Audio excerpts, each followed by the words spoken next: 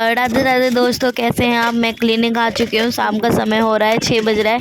फिर हम जल्दी जल्दी पेशेंट का दवाई बना के सारे पेशेंट चले जाते हैं। फिर पेशेंट का फेस दिखाना हम लोगों को अलाउड नहीं है।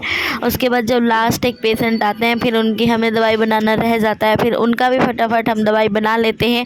और कमेंट करके ज़रूर बताइएगा कि हमारा आज का ब्लॉग आपको कैसा लगा और किस टॉपिक पे वीडियो चाहिए। उसके बाद घर के लिए मैं निकल जाती हूँ और मुझे हमेशा घर शाम के समय घर आने में आधा घंटे का समय लगता है। वो भी मैं पैदल आती हूँ क्योंकि आना जाना 40 रुपया लगता है, तो उसको बचाने के लिए मैं पैदल आती हूँ।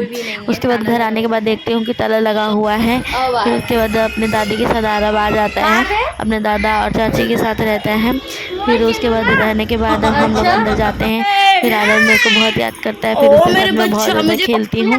फिर वो भी मेरे को गले लगा के पूछा पूछी करने लगता है। फिर बहुत मुझसे प्यार करता है। फिर उसको मैं गोदी लेके बहुत प्यार करने लगती हूँ। फिर उसके बाद 6 महीने का जैसे बच्चे माँ बन के चलते हैं ना, सेम वैसे ही वो 6 महीने के बच्चे की तरह माँ बन के चल रहा था। फिर बोल रहा मम्मा लाओ मैं आपको पुच्ची दूँ। तो वो मेरे को गाल पे, होठ पे, दिमाग पे, सर पे, सब जगह पुच्ची देने लगा। फिर शाम के समय हो रहा था, बज रहा था 8। फिर बोलते हैं कि आइसक्रीम लाते हैं उसके चाचा। फिर उसको खिलाते हैं। फिर वो बोलते हैं कि मैं खाना बनाने लगती हूँ, तो चलो आओ तुम्हें जादू दिखाता हूँ। फिर वो मुझे जादू दिखाने लगता है। मैंने कहा बार बार मुझे परेशान करे जा रहे हैं, जादू तो आपसे हो ही नहीं रहा। फिर बोलते हैं लास्ट टाइम लास्ट टाइम। मैंने कहता नहीं हटिए, कोई बात नहीं, मुझे रोटी बनाने दीजिए, मुझे परेशान मत कीजिए। फिर मैं रोटी बनाने लगती हूँ, दाल चावल चोखा बना लेती हूँ। उसके बाद पता है मार्च का महीना चल रहा है, पर किचन में खड़े होने में इतना ज़्यादा गर्मी लग रही थी, ऐसा लग रहा था जून जुलाई का महीना चल रहा है। आप सोचिए कि जब मार्च में इतने ज़्यादा किचन में गर्मी लगने लगा, तो अब 2 महीने बाद कितनी ज़्यादा गर्मी होगा। फिर हमें कुछ लगा कि मीठा बनाना चाहिए, तो हम रसगुल्ला बनाने के लिए तैयारी करने लगते हैं। फिर रसगुल्ला बनाते हैं।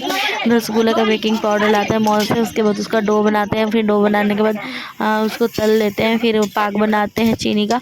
उसके बाद रसगुल्ला बना के तैयार, देख सकते हैं कितना अच्छा खिला हुआ है। ऐसा लग रहा है कि मार्केट से रसगुल्ला लाए हैं। ये देख सकते हैं, मैं ये खरीद के लाई थी। फिर उसके बाद हम 10:30 बजे हो चुका होता है, सब सो चुके होते हैं। उसके पापा ड्यूटी से आते हैं। फिर उनके अपने लिए खाना निकालती हूँ, दाल चावल, फिर रसगुल्ला और थोड़ा सा सब्जी। फिर उसके बाद हम दोनों मिलकर खाना खाते हैं। फिर उनको मैं रसगुल्ला खिलाती हूँ। मैं फिर पूछती हूँ कि आपको कैसा रसगुल्ला लगा, तो बोलते हैं बहुत अच्छा लगा। फिर वो मुझे रसगुल्ला खिलाने लगता है, ललचाने लगता है। मैं कहती हूँ बस करो, मेरे को नहीं खाना है, आप तो ऐसे ही करते हो हमेशा।